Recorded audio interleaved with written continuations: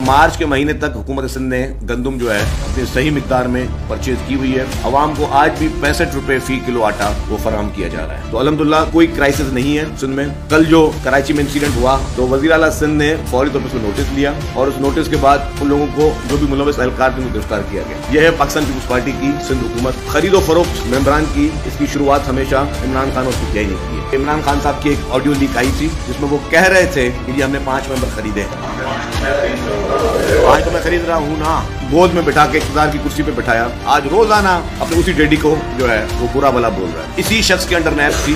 रोजाना की बुनियाद पर टॉक शोज में इसके मिनिस्टर्स नाम लेते थे कि फलाना गिरफ्तार होने वाला है, 2 दिन के बाद वो सियासतदान गिरफ्तार हो जाता। इमरान खान ने नैब को पॉलिटिकल विक्टिमाइजेशन के लिए यूज किया। इमरान खान ने नैब को अपने जाती मकासद के लिए इस्तेमाल किया और इस मुल्क में कानून की आइन की धज्जियां जो इमरान खान ने उड़ाई और आज दिन तक उड़ाते जा रहे हैं। ये शख्स खुद कहता था कि जी मेरे पास ना सेनेट में नंबर पूरे थे ना असेंबली में नंबर पूरे होते थे, तो मैं किसी को बोलता था कि जी मेरी मदद करें। और इमरान खान मान रहा है कि उसने गैर कानूनी गैर आईनी चीजें की हैं। सारे काम इमरान खान ने किए हैं क्योंकि अब ये काम जो है वो अब वो चीजें उनको कानून के दायरे में लाना लाजमी है।